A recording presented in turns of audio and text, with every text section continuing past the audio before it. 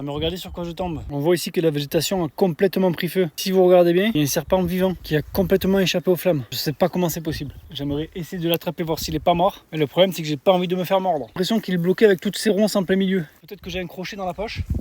Et non, j'ai rien du tout. Alors pour essayer de le choper, je vais prendre un bâton. Ok, j'ai trouvé un bâton. Le problème c'est qu'il est un peu petit. Je risque de me faire mordre. Je vais être très vigilant. Donc, le but c'est de s'approcher tout doucement. Et hop, là il peut plus bouger. Et tu peux enfin l'attraper. Il se défend. On peut voir que c'est un Tetrajonitus. Et je vais enfin pouvoir le sauver en le relâchant dans la nature. Mais non, regardez-moi cette fleur. Elle est plutôt assez jolie. Mais regardez ce qui se cache dessous. On ne sait pas si le dessus de la fleur c'est ça ou c'est ça. Et tu peux quand même admettre que c'est étrange. Mais du coup en fait c'est ça une fleur sans dessus-dessous. Parce qu'en fait, tu sais pas si le dessus de la fleur c'est le dessous ou si le dessous c'est le dessus. Ou s'il n'y a pas de dessus-dessous. Ou si le dessus se trouve en... Enfin, tu as compris quoi.